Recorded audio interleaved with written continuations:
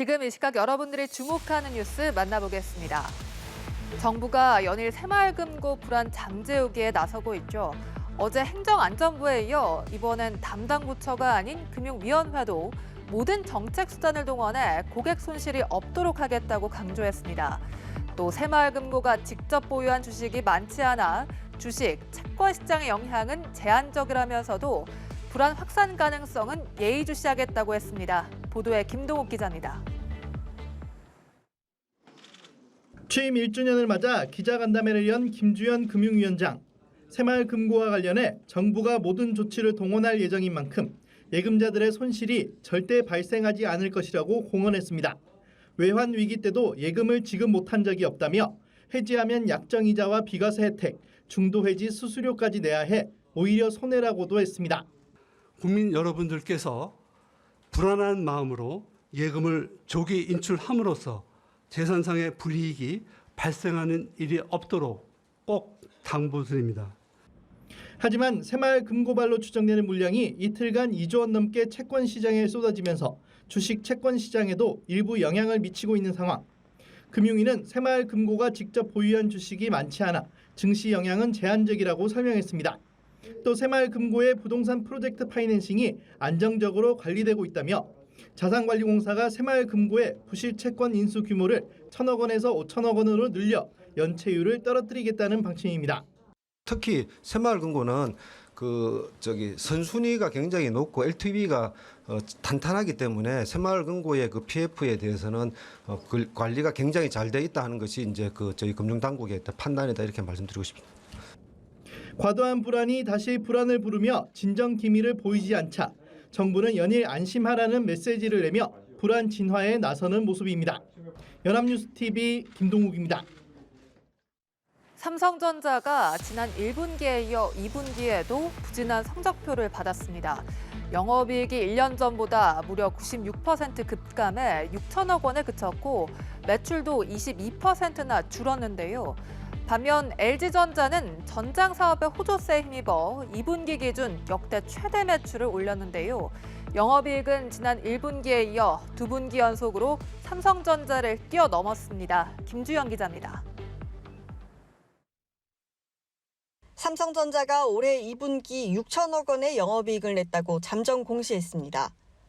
지난해 2분기에 비해 95.7%나 급감한 건데 글로벌 금융위기를 겪던 2009년 1분기 5,900억 원 이후 14년여 만에 가장 적은 수치입니다. 매출 역시 1년 전에 비해 22.3% 쪼그라든 60조 원으로 잠정 집계됐습니다. 지난 1분기에 이어 연속으로 분기 매출이 70조 원을 밑돈 겁니다. 이번 발표가 잠정 집계인 만큼 부문별 실적은 공개되지 않았습니다.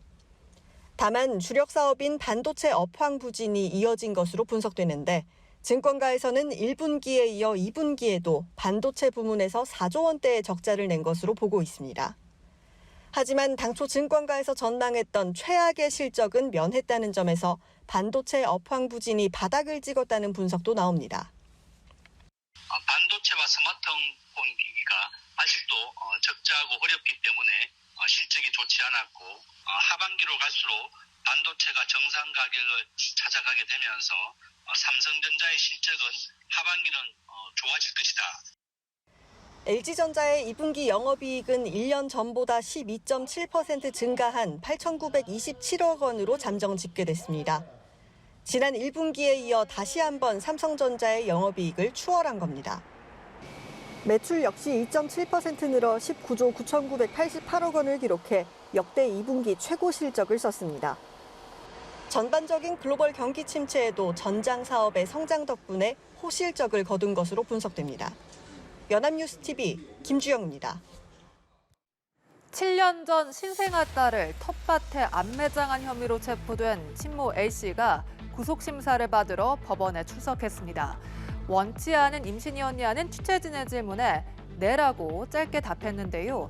경찰은 유의미한 정황이 확인됐다며 살인죄를 추가로 적용했고 A씨도 경제적 이유로 양육하기 어려웠다며 혐의를 일부 인정했습니다. 보도에 한웅희 기자입니다. 7년 전 경기 김포의 한 텃밭에 태어난 지 일주일 된 딸을 암매장한 40대 친모 A씨. 구속 전 피의자 신문을 받기 위해 법원에 출석한 A씨는 살해 혐의를 인정하냐는 취재진의 질문에 묵묵부답으로 일관했습니다. 하지만 아들 앞에서 범행을 저질렀냐고 묻자 부인했습니다. 딸한테 좀 미안하지 않으신지도 심정 좀 듣고 싶습니다. 아들 앞에서 범행 저지르셨나요? 원하지 않는 임신이었냐는 질문에는 작은 목소리로 수긍했습니다. 원치 않은 임신이었습니까? 친모 A씨는 2016년 8월 경기 김포의 모친 소유 텃밭에 딸 B양을 안매장해 살해한 혐의 등을 받습니다. 경찰은 사체 유기죄 공소시효를 한 달 남기고 체포된 A씨에게 유의미한 정황이 확인됐다며 살인죄를 추가로 적용했습니다. A씨는 경찰 조사에서 경제적인 이유로 딸을 양육하기 어려웠다며 살인 혐의를 일부 인정했습니다. 당초 A씨는 출산 하루 만에 딸이 숨졌다고 진술했지만 조사 결과 안매장 시점은 출산 일주일가량 후로 드러났습니다. 전날 A씨가 안매장 장소로 지목한 텃밭에서는 B양으로 추정되는 유골이 7년 만에 발견됐습니다. 출산 당시 남편과 별거 중이었던 A씨는 이혼 후 첫째 아들을 홀로 키우는 중이었습니다. A씨의 범행은 출생 미신고 아동에 대한 전수조사 과정에서 드러났는데 경찰청 국가수사본부에 따르면 현재까지 숨진 아동은 B양을 포함해 모두 27명으로 확인됐습니다. 연합뉴스TV 한웅입니다. 어젯밤 전북 정읍에서 산사태가 발생해 도로를 지나던 택시를 덮쳤습니다. 택시 운전기사와 승객은 대피해 큰 인명피해는 발생하지 않았는데요. 최근 연일 계속된 장맛비로 지반이 약해지면서 전국 곳곳에서 산사태가 잇따르고 있습니다. 위험 지역에서는 사전에 대피하는 등 각별한 주의가 필요합니다. 김경인 기자입니다. 한밤중 도로를 달리는 택시 옆으로 돌덩이가 쏟아지기 시작합니다. 택시가 심하게 요동치는 순간 전신주가 폭발하면서 불꽃이 사방으로 퍼집니다. 바위와 토사가 폭포수처럼 쏟아져 택시를 덮칩니다. 놀란 택시기사와 승객이 비명을 내지릅니다.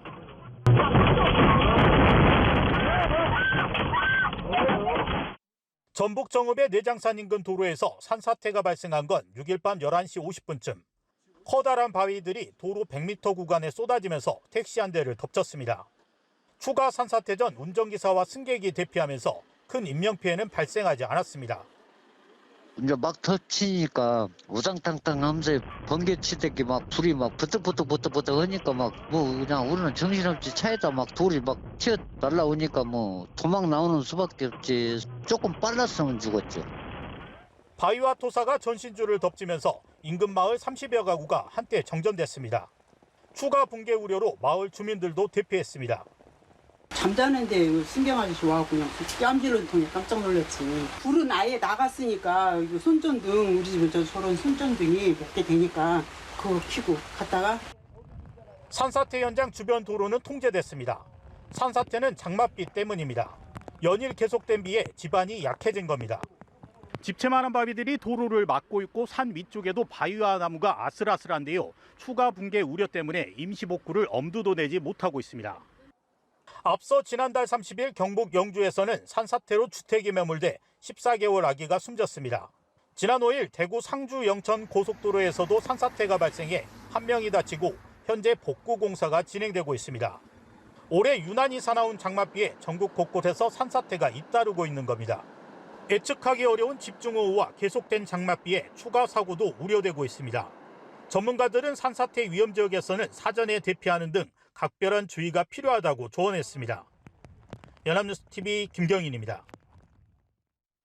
과거 미국 최고의 팝스타로 군림한 브리트니 스피어스가 NBA 신인 스타에게 사진 촬영을 요청하려다 경호팀에 저지돼 바닥에 나뒹구는 사건이 발생했습니다. 선수의 경호팀장이 브리트니를 알아보지 못해 벌어진 일이라고 하는데요. 브리트니 측은 경호팀의 사과에도 폭행 혐의로 경찰에 신고했습니다. 백기령 기자가 보도합니다. 한 시대를 주름잡았던 팝스타 브리트니 스피어스, 그리고 세계 재능이라는 평가를 받는 농구 스타 웬바냐마. 한 호텔 앞에서 벌어진 두 사람의 조우는 잘못된 만남이 됐습니다. 브리트니 스피어스가 미국 라스베이거스 한복판에서 웬바냐마의 사진 촬영을 요청하려다 폭행당하는 일이 발생했습니다. 외신 보도에 따르면 브리트니는 남편 등 일행과 함께 한 호텔의 식당에 들어가던 도중 웬바냐마를 발견하고 접근했습니다. 브리트니는 그의 어깨를 두드렸는데 브리트니를 알아보지 못한 웬바냐마의 소속팀 샌 안토니오 스퍼스의 경호팀장이 곧바로 제압에 나선 겁니다. 스피어스는 바닥에 넘어졌고 충격으로 선글라스도 떨어졌습니다. 웬바냐마는 당시 정확히 어떤 일이 벌어진 것인지 몰랐다고 해명했습니다. But that person grabbed me from behind, not on my shoulder. She grabbed me from behind, and so I just know that the security pushed her away.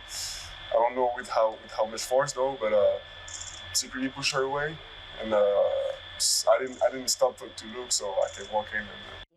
뒤늦게 브리트니를 알아챈 샌 안토니오의 경호팀장은 사과했지만 브리트니 측은 그를 폭행 혐의로 경찰에 신고했습니다. 브리트니는 트위터를 통해 나는 아직 웬바냐마와 샌 안토니오로부터 공식 사과를 받지 못했다며 그들이 사과하길 기대한다고 밝혔습니다. 연합뉴스TV 백기련입니다.